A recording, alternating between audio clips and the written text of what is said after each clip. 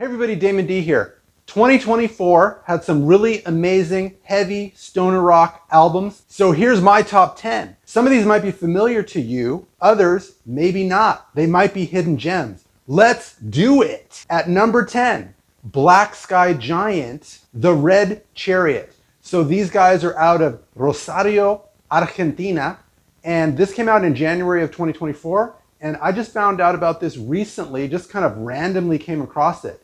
So there's 8 tracks here. This is all instrumental. So if you're a fan of Yawning Man, you'll probably be into this because there's definitely some influences there. You can definitely hear it with the guitar playing. Now the guitar playing's first rate. There's a lot of reverb. So there's a lot of kind of psychedelic passages here, along with the heavier stoner riffing that you come to expect. And I'm gonna give you the top 2 standout tracks in my opinion, which is number 2, which is Half, and number 6, Electrical Civilization.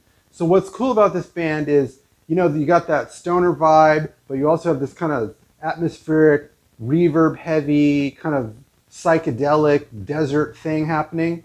And then sometimes they really just drive right into these heavy riffs. So this is kind of an unexpected gem. I wasn't expecting it. It's a really good release. Check this out. At number 10, Black Sky Giant, The Red Chariot. At number 9, Samsara Joyride, The Subtle and the Dent. Okay, so these dudes are out of Vienna, Austria.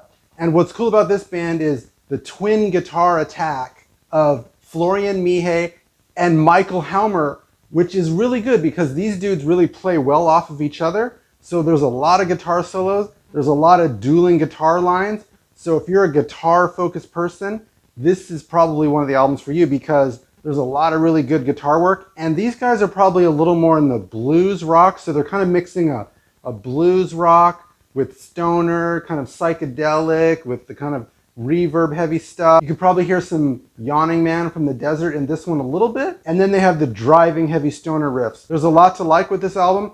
And what they also do is they've got some really cool background vocals from a guest vocalist, Laura Fichtenkamp. So what's nice is Florian's kind of deep baritone and then her higher register, you know, kind of, it's a nice mix and it's really cool. And track 7, the closer, is really interesting because it's kind of got this jazzy vibe with a little bit of saxophone in it, and then her higher register vocal and his deep baritone. And it's kind of a laid back way to close out the album. So the 2 standout tracks here are going to be the first track, I Won't Sign Part 1, and then I would say the closing track, Safe and Sound. So at number 9, Samsara Joyride with The Subtle and the Dents. At number 8, Greenleaf with The Head and the Habit.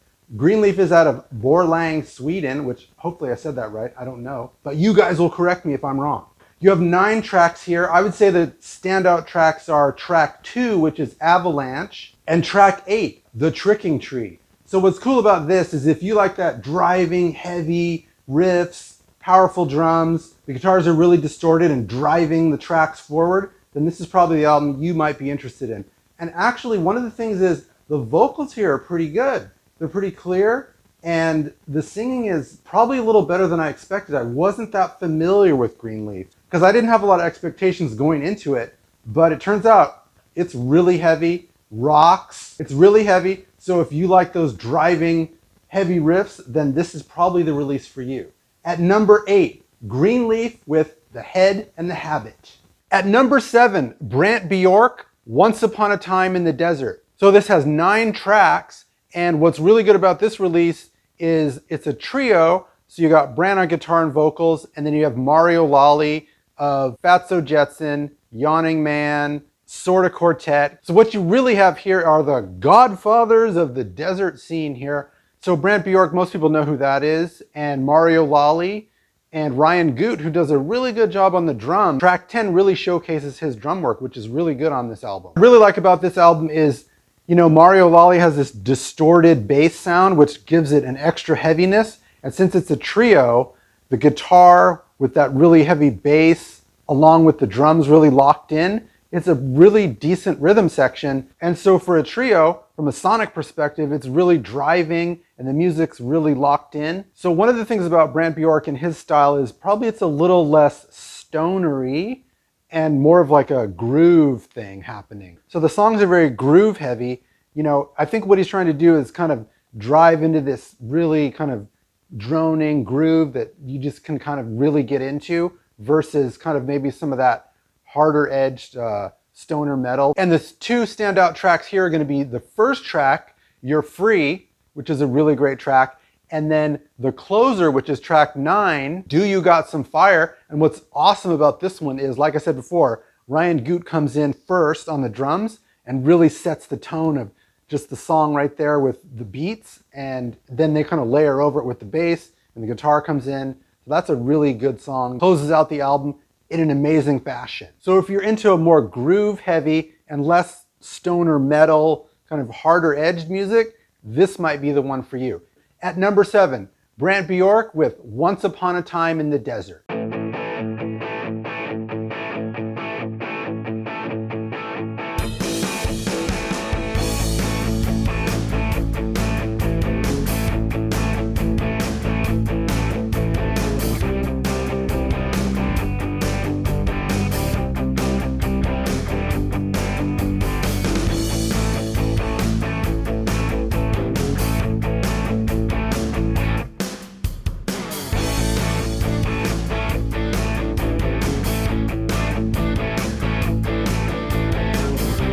At number 5, Abrams with Blue City. Found this as I was looking around Bandcamp and then just played, one of these tracks over and over, and then went to Spotify and played more tracks, and it's really good. These guys are out of Denver, Colorado, and I think there's a potential here for definitely a rising star aspect of this because it's hard to really categorize it. So you'll have heavy riffs, there's a twin guitar attack, but there's also really melodic vocals. And there's some more probably cleaner, maybe atmospheric psychedelic passages. So it's not just straight, just riffing the whole time.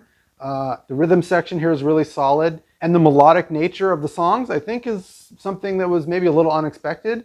So I think there's really some potential for these guys. So you might want to check this one out as well. So at number 5, Abrams with Blue City. At number 4, High Desert Queen with Palm Reader. Okay, so these guys are out of Texas, and they kind of talk about their music as kind of Texas desert rock. So maybe there's a little ZZ Top influence in there, or Texas barbecue, I don't know, but this is really good. Get to it. The 2 best tracks on here, in my opinion. Number 1, Ancient Aliens. So if you listen to this track and you don't like it, I would say I would give you a refund. But I don't know if you guys are buying music, but this track, the guitar is just, it's so heavy, it's amazing. Listen to that track, how it starts, and if you don't like it, put it in the comments. You can even unsubscribe from my channel if you don't like that track. And the second track, Death Perception, with a vocal from Emma Naslund, which is really good. The chorus is really good on this, with the 2 of them, kind of Ryan Garney singing and then Emma singing at the same time. I think that's really kind of makes it stand out, where it's a little different in this type of genre, but this album has all of what you want, right? The drums are solid, really driving the music. The guitar playing is really good and heavy, and lots of leads, because my understanding is the guitar player probably came from a metal background, so he probably plays a lot more leads than what you would think of in this genre. So that's really great. So I think this is a really good release. At number 4, High Desert Queen with Palm Reader. At number 3, Fu Manchu, The Return of Tomorrow. Okay, the Fu is back. 13 tracks. Wow. Blowing the doors off again, as they often do. There's been a few years between this release and the previous release, which I think was 2018. So they may have been on an extended break, but they're back, riffing as only they can. Now everybody knows Bob Balch can just shred forever. The dual guitar attack of Scott Hill and Bob Balch is really, if you're a guitar player and you like those heavy riffs, this is the album for you, because these dudes just pound you with another one and another one. And you're going to take a breath and you're like, nope, here's another one. And then we're going to put a solo in there too, and just shredding galore. So this is what you would expect from the Fu. And the 2 standout tracks here are going to be number 3, Hands of the Zodiac, and number 12, Liquefy. And so Fu Manchu, the familiar sound, vocally, kind of laid back vocals, a little bit further down in the mix sometimes. So are the Fu breaking new ground here? No, I don't think so. But if you like what they do, they've come back with 13 tracks to blow the doors off. At number 3, Fu Manchu, The Return of Tomorrow. At number 2, Slamosa with Tundra Rock. So these guys are out of Bergen, Norway, and I think they're kind of definitely a rising star on the scene. And this release kind of took me by surprise because I had no idea what to expect. Unlike Fu Manchu, you know what to expect, you know what you're gonna get, because I'm familiar with that. With this, I just had no idea. Someone said, hey, let's check this out, it might be good. And it's really good. Standout tracks are gonna be track 4, Red Tundra, and track 6, Battling Guns. Now, Battling Guns, what's interesting about this is this has probably a little bit more of a pop sound. Obviously, this is not Taylor Swift or any of that kind of stuff, but it's a little more, the chorus is a little more poppy than maybe you'd be expecting, but it's really good. It's hard and it's driving, but I think there's a little bit more melody than I was expecting, and that's pretty cool. So again, you'll get the driving rhythms. There's 2 guitar players in this band too, so there's a wall of guitars. That's all there. But I think what sets them apart just a little bit from maybe some of the other bands in the genre is, again, this melodic vocal and chorus. So you get the heaviness, but you also get a little bit of, sing-along melody, which is not a bad thing. And one of the other things I would say is maybe there's a little noise element in here too, of like a alternative, maybe a Sonic Youth happening a little bit. I can hear a little bit of that. But there's also some direct kind of lineage to the traditional kind of Caius and that stoner vibe too, because you can hear that a little bit of that influence in some of the tracks too. But I think this is a really good release. Check this one out. I think these guys are on the rise. This is number 2, Slamosa with Tundra Rock. And at number 1, I bet you guys know what this is. High on Fire, Cometh the Storm. Whoa, here we go. Blowing the doors off, High on Fire is back. And Cody Willis of Big Business and Melvins is playing on this. So if you're into that really heavy type of tom fills and percussive nature of Cody Willis, you're gonna really be into this because the drums are really there. And he really puts his stamp on things. He has a certain style, so if you like that, very tom heavy, then you're really gonna be into the drums here. And from a vocal perspective, Matt Pike is probably at his best, I would say. And for those of you who aren't too familiar with his vocal stylings, he is in that range of Lemmy Kilmister, but I think he's actually a better singer, honestly. So aggressive vocals, super heavy guitars here. And the bass player here, Jeff Matz, he has a dual-necked guitar, which is guitar and bass. And so he plays bass and he does a lot of tapping, which is unique.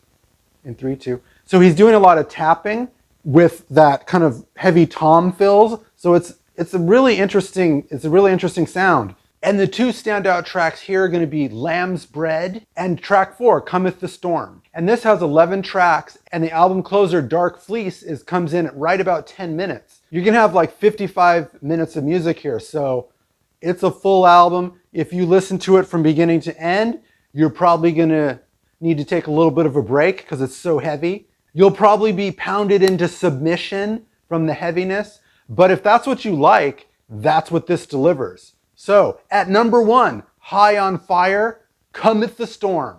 So tell me what you guys think. Who should be on the list? Who's not on the list? Tell me who should be on the list in 2025. I'm sure some new stuff is coming out that's going to be really awesome. So this has been Damon D. One World, One Rock.